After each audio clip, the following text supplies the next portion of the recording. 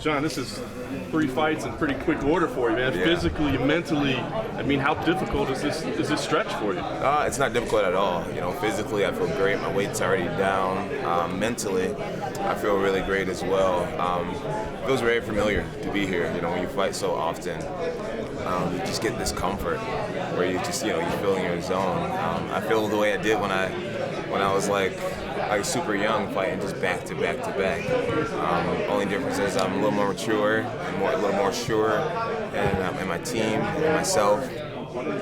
And I'm in a good place. I'm really excited to be here. Is a need to make up for lost time? Is that part of the motivation, the drive? Yeah, 1,000%.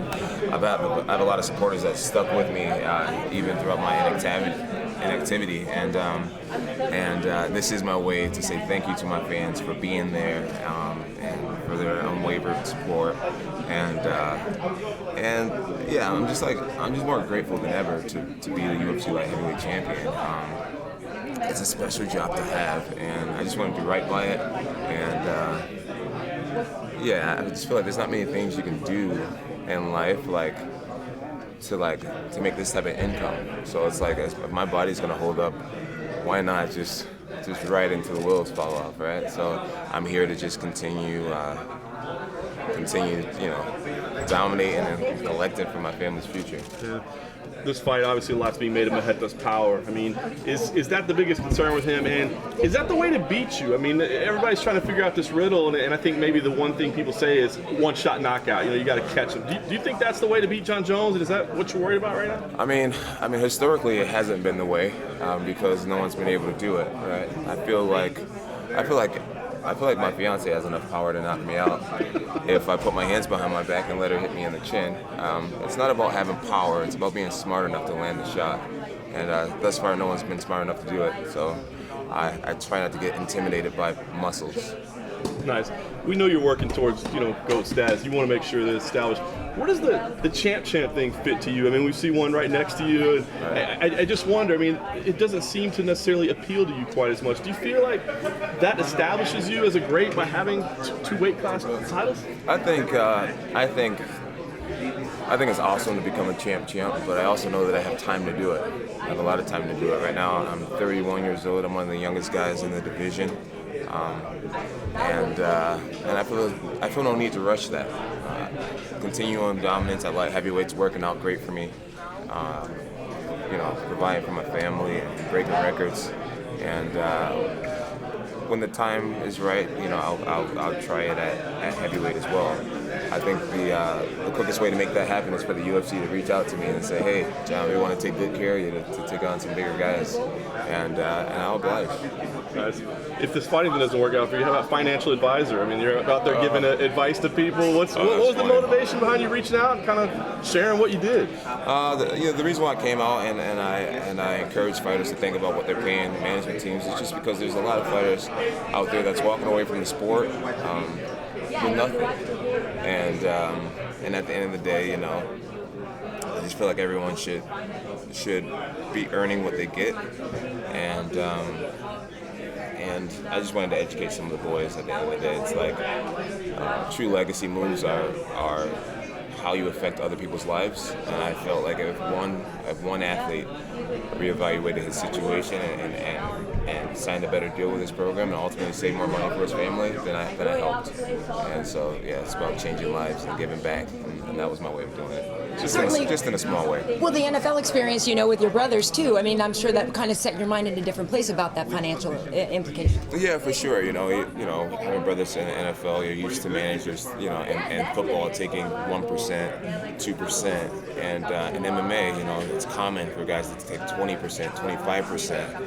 And we're making a lot less money than NFL players, so something doesn't feel right to me about that, and just to voice it and allow guys to just think a little bit outside the box, I know that's a win for some people, so I'm grateful for anybody who had the opportunity to reevaluate the situation. Thiago Santos definitely has a kill or be killed mentality in there. How would you sort of describe your own mentality when you're fighting? My mentality is to win. None of that or be killed stuff. My mentality is to win. My mentality is to go out there and fight, try to fight flawlessly and to have fun with the gifts that I've been blessed with, and that's what I plan on doing. Is just going out there and being who I've always been, and that's a guy who looks at himself as extremely skilled, and mainly just a guy who truly believes in himself. I think those are my greatest strengths, just my belief. You're certainly obviously a Hall of Famer. Now obviously when we talk about fights going in specifically, people think you and Gus have a Hall of Fame fight. Is that your Hall of Fame fight, or do you think you have one even better than that in you still? I think the Gustafsson fight could be Hall of Fame worthy for sure. It was extremely entertaining. Both of us ended up in the hospital. A lot of people to this day thinks he won, and that's what makes it such a great fight. I'm definitely honored to have been in it, but I don't look forward to having fights like that. I like to get out of the fights, feeling good about my face and about my brain and things like that. And so I don't strive to have those type of wars, but I'm grateful that I did, because now I know I'm capable of surviving that type of thing and coming out on top and pushing and leaving all my heart out there. It's a good feeling. Historically, in the past, you like to you and your team watch your opponents and kind of put your game plan around them. From the outside, it seems like Thiago doesn't really know what he's going to do until he's actually in there, especially in his last few fights in light heavyweight. How do you prepare for a fight? Just by learning his tendencies. You learn his favorite punches, his favorite kicks. At the end of the day, guys, they tend to do what they're good at out there, and we found some of his tendencies. He's capable of a lot of things. He's an athlete. He's very versatile, but we do believe he has favorite techniques that he goes through, and we prepared ourselves to counter those and to use those to our advantage. I believe that's what we'll do. And it seems like ever since you came back, people have been bringing up Daniel Cormier trilogy, moved to heavyweight champ jab. It seems like they're telling you what they want to see you do. Right. What are goals that you set yourself for? Is it fighting in New York, breaking more title defense records? Just to remain undefeated is a goal of mine. Just continue dominating the toughest guys in the world, and doing that against the Thiago Santos and the Luke Rockos and the Chris Weidmans and Johnny Walkers of the world. That's a huge task in itself, and if I'm able to do that, it'll just be extraordinary, and I believe that I will. I'm working really hard. I believe more than ever that I'm meant to be here, and that there's no coincidence that I'm in this position, and I'm just earning it day in and day out. Sean, did you see what happened with Sean O'Malley on this card? I'm curious what your thoughts were about. He had a flag drug test for Austrian, and they came out and said, we think it's some old stuff that's in there that's flaring up. So it kind of related to your case a little bit. So I was wondering if you heard any details, and I don't know if it made you almost, not that you would revel in somebody else's problems, but feel good to see, like, hey, see, this happens to people. Yeah, it doesn't make me feel good. I know how stressful it can be to be in his situation. I hope that he is a clean athlete and that he's able to prove that. And I think he's great for the sport. He's extremely entertaining. He's different, and that's what we need. So I won't be one of those athletes to ravel or to celebrate someone else's sadness. I wish nothing but the best for him, and I hope that he can figure it all out. What do we see on July 6th? What kind of fight is going to go down? July 6th, I'm planning on going out there and just being myself, man. Being the believer that I've always been, being the hard worker that I've always been, and just believe I'll go out there and have fun and just glorify my God through my work and through my talent that He's blessed me with. Is there some kind of business to finish up with Israel Adesanya as well? Why does that name keep floating around? Man, I don't know if it's because we look kind of alike or what. I don't think we look alike. I think I'm a much better looking guy, to be honest. But thank you, John. Sweet man. No, I don't know. He's an exciting guy, and people want to see us go at it, and I'm here. If he wants to do it, I'm here at the light heavyweight division, sitting at the top of the throne. If he wants some, he knows where to find me. How important was it to have Holly and Diego in camp at the same time for the same fight? It's been great having Holly and Diego in camp with me. We've all been pushing each other. All three of us are very similar when it comes to just our spiritual beliefs and things like that. So we've been doing a lot of praying for each other and training hard and supporting each other. And I feel strong. I feel like we're strong, sending out a strong unit of people, and I feel like we're going to represent our team very well. In a past press conference, you kind of teased Pedro Munoz, because you were saying, say something negative about Cody Garbrandt, kind of as a joke, because you were headlining the card underneath him. Ben Askren and Jorge Masvidal have had nothing positive to say about each other. As a champion at the top of the card, do you kind of like seeing these fighters below you, like also towing the line promotionally? I wouldn't consider the guys below me, but yeah, it's great Below to see. you on the card. It's good to see the guys on the card supporting the card and trying to sell pay-per-views. You know, I'm always down to make things controversial and it makes things spicy. But my opponent's been extremely respectful, and I love doing it that way too. So if me and Thiago are going to talk too much trash about each other, then I'm definitely encouraging all the other guys to get it spicy for us. And one final one, Chael Sonnen retired this past weekend. Any thoughts or reaction to that, him walking away for good? Nope. I got nothing. Fair enough, thanks.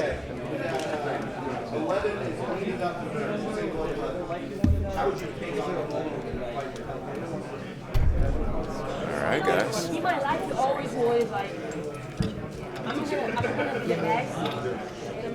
John, is it more or less fun these days? I mean, I remember meeting you in the very early days, and there was all this innocence. There was all, everything was ahead of you.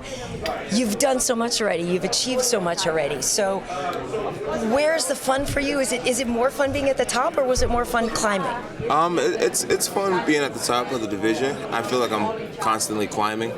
I feel like I've been doing this for a while, and it's still a lot of fun for me. I love everything about it. I'm just aware that this part of it all is just the part that's really necessary, and the real fun happens when I'm at the arena, getting ready to walk out there with tens of thousands of fans yelling and screaming and stuff. I think that's when I really feel most alive. But this part is awesome too. It's just getting to speak directly to the fans and letting them see how you feel and all that. I love it all. It's funny because whenever I talk to people about you, everybody universally kind of likes you more as the bad guy. You know what I mean? And they sort of revel in that. And I don't want to say you are a bad guy, but does that role appeal to you? And is that more fun? No, I definitely don't. I don't feel like a bad guy. Yeah.